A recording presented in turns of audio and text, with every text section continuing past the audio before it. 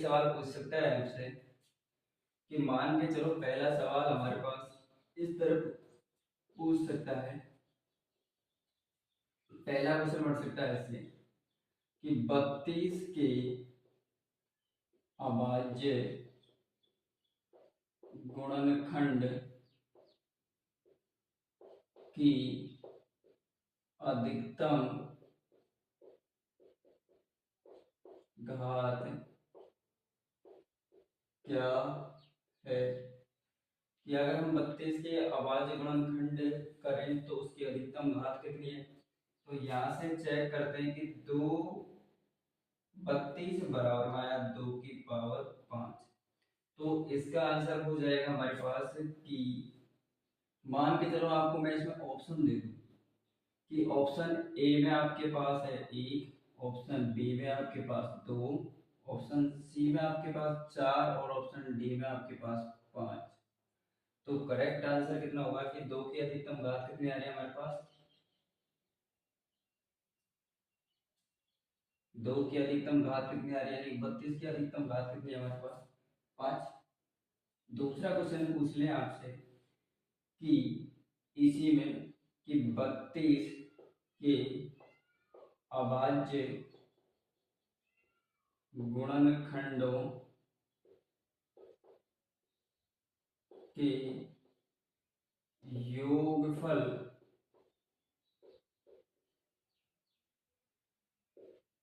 क्या होगा।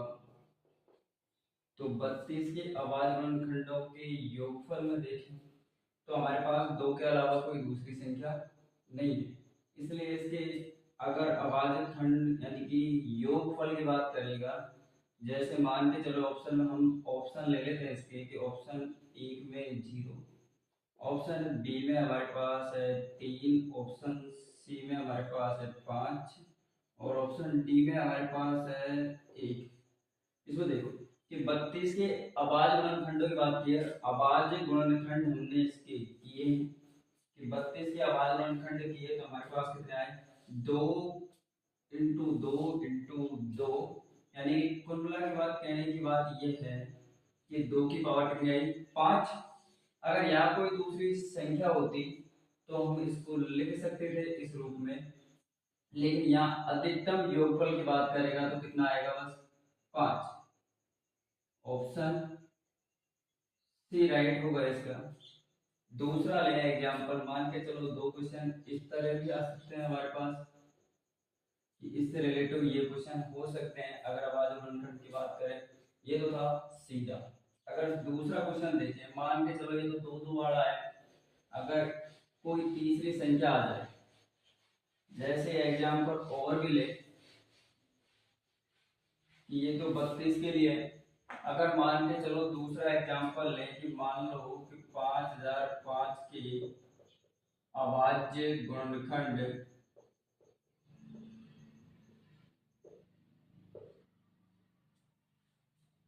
की अधिकतम संख्या क्या होगी। एक क्वेश्चन ये हो सकता है। जैसे सबसे पहले किसकी बात कर रहा है अभाज्य गुणनखंड की, तो हम 5005 के सबसे पहले करेंगे अभाज्य गुणनखंड। मान के चलो 5005 के हमने किए अभाज्य गुणनखंड। सबसे पहले इकाइयों की बात करेंगे। हमने अभी अभी सीखा है कि 0 2 4 6 8 हो उसमें 2 का जाता है। तो यहाँ इकाई की बात करें तो इकाई अंक 5 है तो 2 का ही जाएगा। इसके बाद 30 की बात करें तो 3 में हम उस 3 का भाग उसमें देते हैं जोड़ने व घटाने पर 3 का गुणज। गुणज का मतलब होता है आपके पास पहाड़ा प्राप्त हो। अगर इन संख्याओं को जोड़ें और घटाएं वो हमारे पास कितना आना चाहिए 3। जैसे जोड़ के चेक कर लेते हैं कि मान के चलो हम जोड़ें कि 5 प्लस 0 प्लस 0 प्लस 5 तो इक्वल टू बनता है हमारे पास 10 और 10 हमारे पास 3 के पार्टे में नहीं आते, इसलिए हम 3 का भी नहीं लेंगे। अब बात करते हैं 4 की, तो 4 का जाता तो उससे पहले किसका जाता, 2 का। इसके बाद में अगर चौथी बात करते हैं 5 का, जगह चेक करते हैं 5 का। तो 5 का नियम है कि जिस संख्या में इकाई अंक 0 व 5 हो, उस संख्या में किसका भाग जाता है, 5 का भाग जाता है। अब देखो, इससे पहले एक डाउट हो सकता है आपका कि मान लो सर कि 0 आ रही, तो 0 में हम 2 का भी तो दे सकते हैं। तो 0 को मत देखो, 5 को देखो। 5 से इकाई अंक है, उसमें हम 5 का देते हैं। मान लो 5 का दिया, 5 का गया हमारे पास, 5 एकम 5, 2 0 एडिट आ जाएगी और 5 एकम 5। इसके बाद में बड़ी समस्या ये हो जाती है कि 1001 में किस संख्या का भाग देता है, यानी भाग जा सकता है। तो देखो 5 के बाद में अब अभाज्य की बात कर रहे हैं, तो एक टॉपिक यहाँ से निकलता है कि अभाज्य संख्या की बात कर रहा है, तो अभाज्य ही संख्याओं का इसमें क्या जाता है, भाग। अभाज्य गुणनखंड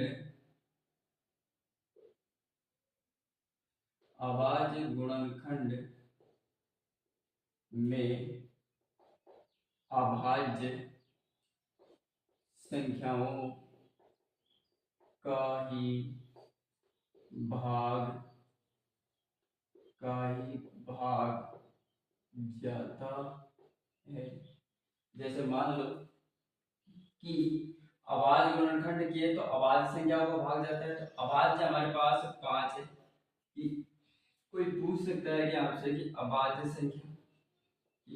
संख्या कौन कौन सी है, तो सबसे पहले अभाज्य संख्या की परिभाषा होती है कि जिन संख्याओं में एक व स्वयं संख्या का, यानी कि लिख लेते हैं कि जिस संख्या में एक व स्वयं संख्या का भाग जाता हो। ठीक, अब देखो एक व स्वयं संख्या का भाग जाएगा, तो सबसे पहले चेक करते हैं कि एक हमारे पास अभाज्य संख्या हो सकती है या नहीं हो सकती। एक में एक का जाता है और सभी संख्या हो जाता है। इसके बाद 2 की बात करें तो 2 हमारे पास एक का जाता है और 2 का जाता है, इसके अलावा कोई तीसरा नहीं जाता, तो ये अभाज्य होगी। इसके बाद 3 की बात करते हैं, 3 हमारे पास 3 का जाएगा और 1 का जाएगा। अगर 4 की बात करें तो 4 में हमारे पास देखो, अगर 4 की बात करें तो 4 में हमारे पास जाता है 1 का, फिर 2 का जाएगा और फिर हमारे पास किसका जाएगा, तो 4 का। तो हमने तो यही सीखा है कि दो संख्याओं का मिनिमम, दो संख्याओं का ही भाग जाना चाहिए अभाज्य संख्या में, इसके अलावा तीसरी संख्या का भाग नहीं जाना चाहिए, अन्यथा वो अभाज्य संख्या नहीं कहलाएगी।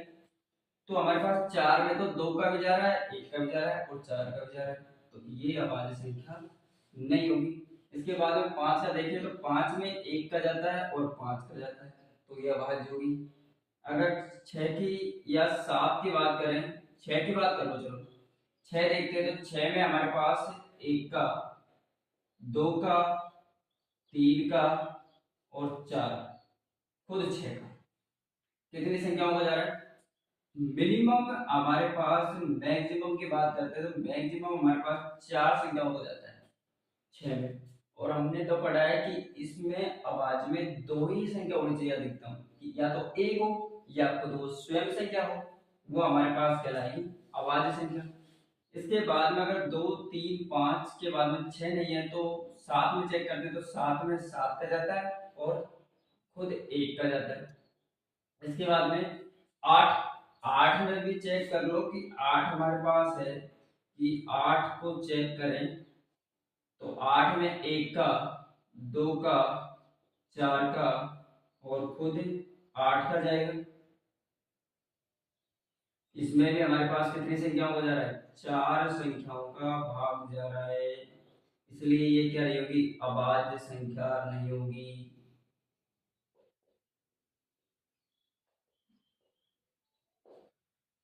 आवाज नहीं हो। ठीक है, इसके बाद में अगर बात करें अगला, तो 7 के बाद में हमारे पास से 8 नहीं है। 9 पे चेक करें तो 9 में हमारे पास जाता है 1 का, 3 का और स्वयं 9 का। लेकिन अगर 3 का नहीं जाता इसमें तो यह अभाज्य संख्या हो सकती थी, लेकिन इसमें 3 का भाग जाता है, इसलिए ये अभाज्य संख्या नहीं होगी। इसके बाद हम बात करें 10 की। अगर 10 में चेक करें तो 10 में हमारे पास 1 का जाएगा, 2 का जाएगा, 5 का जाएगा और खुद 10 का जाता है। ये भी हमारे पास क्या होगी, ये दोनों ही हमारे पास क्या नहीं हो सकती, अभाज्य संख्या नहीं हो सकती।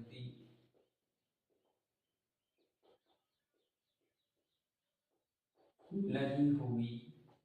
ठीक है, तो आप लिख सकते हो ऐसे चेक कर करके कि कौन कौन सी आवाज होगी, कौन कौन सी नहीं होगी। अब देखो, अब आते हैं मेन क्वेश्चन के ऊपर कि 5 के बाद में जस्ट आवाज से क्या आती है हमारे पास 7। 7 का अगर हमने चेक किया इसमें तो चेक करते हैं कि 7 एकम 7 और 7 दूनी के 14, तो याद हो जाएंगे 7 एकम 7, बचे हमारे पास 3 और ये हो गए 30, 7 चौक 28, 7 चौक 28, बचे हमारे पास 2, ये हो गया हमारे पास 21 और 7 या 21।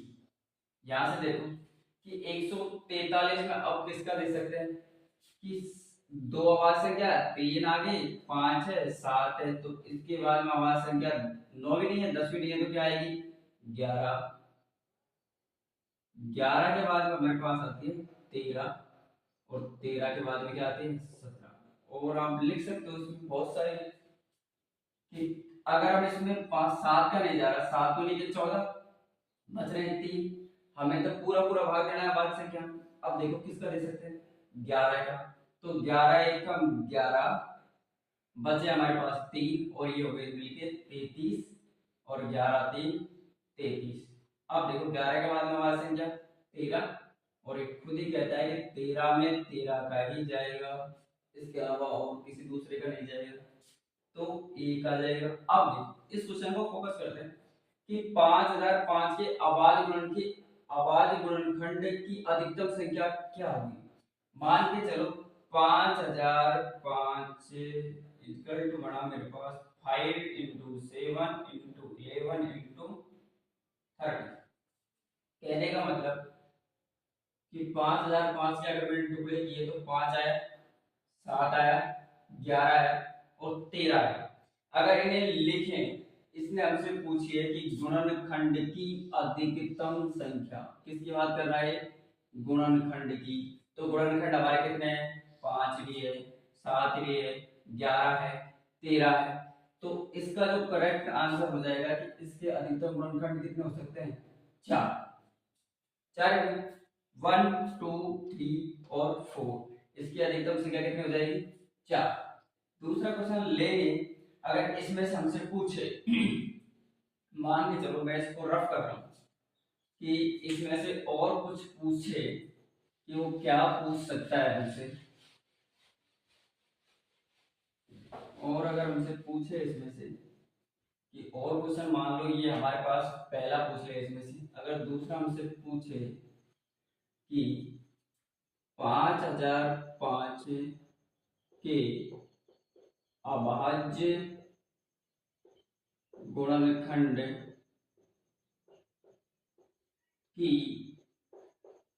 घातों का योग क्या होगा, ये पूछ सकते हैं। तो इसमें घातों की योग निकालें तो देखो 5 की पावर अधिकतम कितनी है, हम लिख सकते हैं इसको 5 की पावर 1, इसको लिख सकते हैं 7 की पावर 1, 11 की पावर 1 और 13 की पावर 1। इसने हमसे योग पूछा है, किसकी बात पूछी कि अभाज्य गुणनखंड के, ये अभाज्य गुणनखंड की घातों का योग, तो घात हमारे पास 5 की 1 है, तो 1 प्लस 1 प्लस 1 प्लस 1, तो घातों का भी योग कितना आ रहा है 4 आ रहा है। अगर गुणनफल की बात करें इसी सवाल में, तीसरा क्वेश्चन हम बनाए कि 5005 के अभाज्य गुणनखंड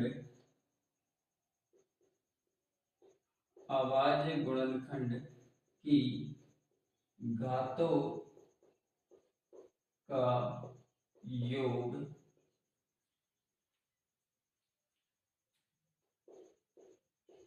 क्या, योग तो ऊपर है, गुणनफल क्या होगा, ये पूछे। मान के चलो इसने पूछा है कि 5005 के अभाज्य गुणनखंड की घातों का गुणनफल का मतलब होता है गुणा, गुणनफल का मतलब हमारे पास क्या होता है गुणा, कि गुणा करने पर इनकी घात कितनी आए। तब देखो कि 5 की पावर 1 इंटू 7 की पावर 1 इंटू 11 की पावर 1 और 13 की पावर 1, अगर इनकी घातों का गुणनफल की बात करेगा तो एक को 1 से गुणा करो तो 1 ही आता है। तो घातों का गुणनफल क्या हो जाएगा इसका, कि घातों का गुणनफल हो जाएगा हमारे पास, घातों का गुणनफल हो जाएगा हमारे पास 1 और योगफल हो जाएगा इसका 4, और अधिकतम संख्या क्या होगी, यानी कि अधिकतम संख्या 5005 के गुणनखंड की अधिकतम संख्या पूछी है तो हमारे पास कितनी आ जाएगी 4, कि उसके टुकड़े हमारे पास हुए डिवाइडेड में 4 की 5 की पावर 1 आया, 7 की पावर 11 और 7 की पावर 1, 11 की पावर 1, 13 की पावर 1। अगला क्वेश्चन देखें कि मान के चलो आपको कोई सवाल दे, इस तरह से पूछ ले कि घात हमारे पास मान लो आपके पास ये तो 5005 का, अगर कोई दूसरा सवाल आए जिसमें हमें ना तो कुछ पता, यानी कि किसी एक चीज की वैल्यू पूछे हमसे, जैसे मान के चलो कि हमारे पास है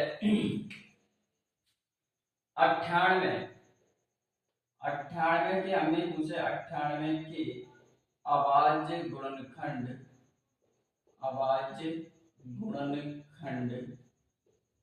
की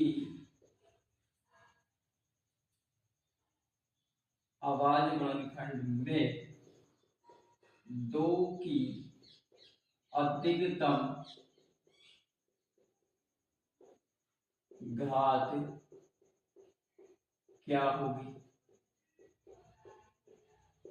ये पूछ ले कि मान लो 98 के अभाज्य गुणनखंड में 2 की अधिकतम घात क्या होगी।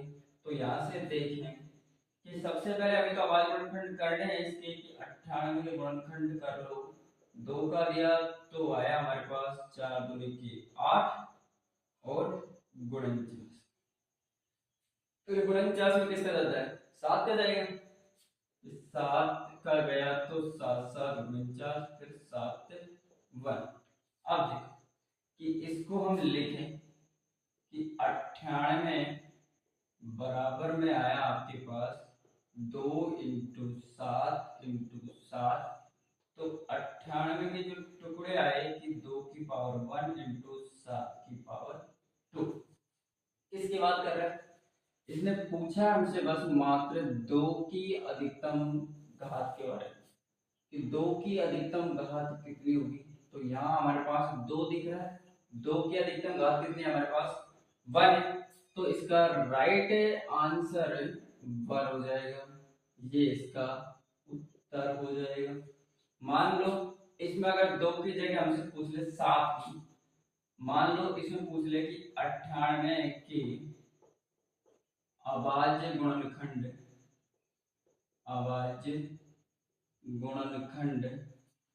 में 7 की अधिकतम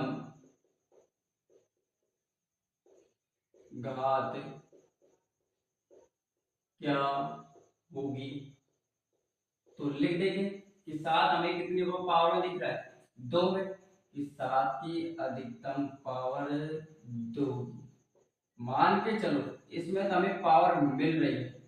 कोई सवाल ऐसा है जिसमें मान लो कि हमें कोई पावर ही ना मिले, कि जैसे एग्जांपल है, इसमें अगर हमसे पूछे कि 98 के अभाज्य गुणनखंड, 98 के अभाज्य गुणनखंड में 3 की अधिकतम, 3 की अधिकतम घात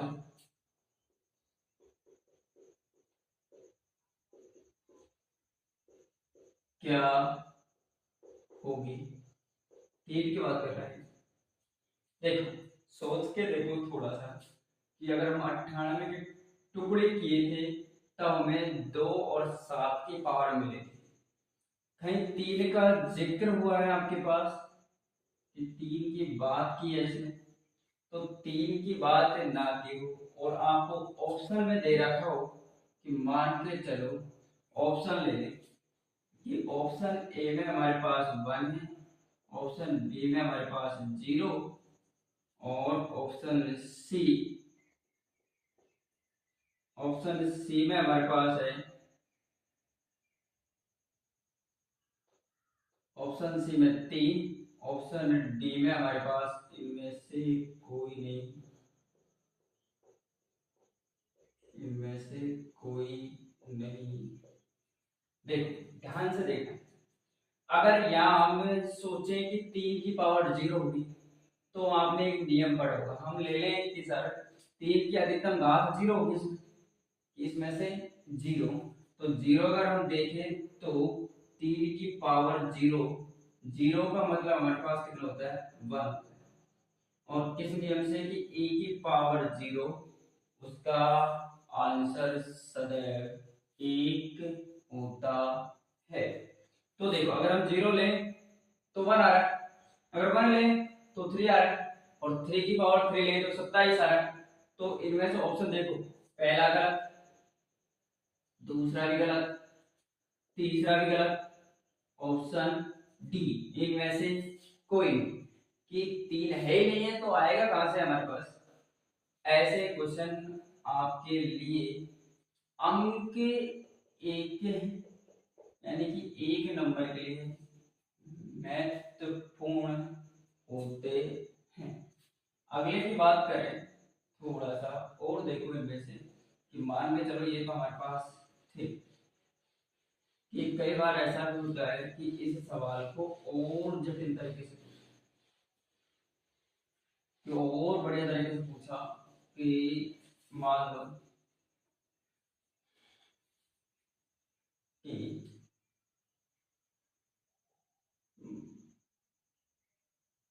हाँ जी 5005, 5005 में 5005 के अभाज्य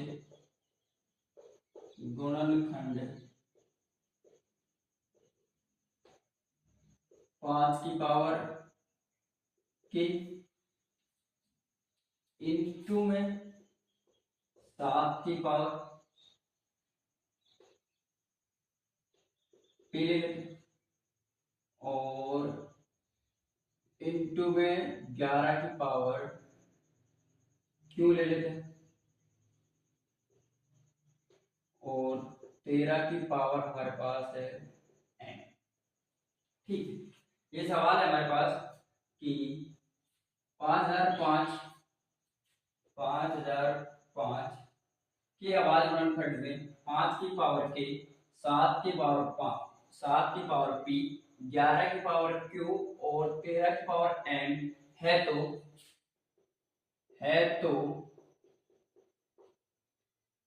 के plus p plus q plus m का मान होगा। ये पूछ ली कि पहला सवाल है हमारे पास कि 5005 के अभाज्य गुणनखंड में, मान लो ये सवाल है अच्छा वाला है, और देख लेना एक बार इंपॉर्टेंट सवाल में से गिना जाता है कि 7 की पावर के 5 ओ 5 की पावर के 7 की पावर पी और 11 की पावर क्यू इंटू में 13 की पावर एन। तो के प्लस पी प्लस से क्यू प्लस से एन। सोचने की बात यह है कि इसने हमसे सिर्फ और सिर्फ क्या पूछा है, घातों का योग पूछा है।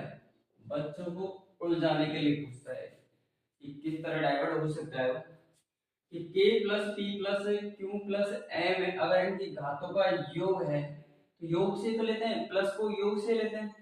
तो हम सबसे पहले इसके अभाज्य गुणनखंड कर लें कि 5005 में दिया 5 का, अभी क्या है तो कितने बार गया 1000 एक बार, फिर 7 का दिया 143 बार गया, फिर 11 का दिया तो 13 बार गया, 13 का दिया 1 बार गया। अब देखो कि ऐसा क्या कर सकते हैं इसके अंदर कि कुछ अलग हो जाए।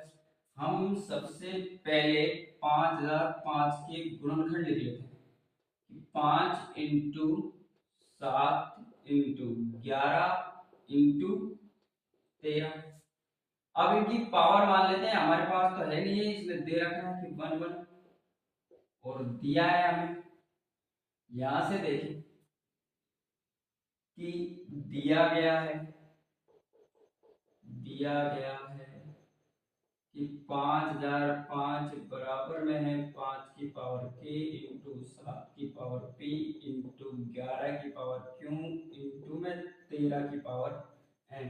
ये चीज दे रहा है तो हम यहाँ लिखते हैं कि घातों की तुलना करने पर, यहाँ लिख दे घातों की तुलना करने पर। अगर घातों की तुलना आप करोगे तो 5000 के बराबर 5000, तो यहाँ लिख दे 5 की पावर 1 इंटू 7 की पावर 1 इंटू में 11 की पावर 1 इंटू 13 की पावर 1 बराबर चल रहा है 5 की पावर के इंटू 7 की पावर पी इंटू में 11 की पावर क्यू इंटू में 13 की पावर एन। अब एक नियम पढ़ा होगा आपने कि किसी संख्या में आधार समान, किसी संख्या में आधार समान हो तो घातें जुड़ जाती हैं। यहां से देखो कि 5 5 है, उसकी पावर 1 है, तो यहां से हम लिख सकते हैं कि k का मान कितना आया 1, p 7 और इसकी पावर भी हमारे पास p का मान कितना आया 1। यहां से q देखिए तो q का मान भी 1 और m का मान भी 1। अब बस इस समीकरण ला के रख दो इसको कि इस चीज के अंदर रख दो, इसमें या रख दें कि k plus p plus q plus m is equal to बनता है आपके पास 1 1 प्लस 1 प्लस 1 बनता है आपके पास 4। तो हम लिख सकते हैं कि k plus p plus q plus m का मान जो आया हमारे पास वो हमारे पास है कितना 4। कितना है हमारे पास 4 आया कि हमने मात्र इनकी घातों को ही जोड़ा है। ये हमारे पास अभाज्य गुणनखंड की बात है। बस कि इस टाइप से अगर अभाज्य गुणनखंड पूछेगा तो इस तरह कर लें। अगर डायरेक्ट पूछे आपसे कि 5 की पावर कैसे होगी, कि मान लो डायरेक्ट पूछे तो उसको उसी अंदाज में आंसर देंगे।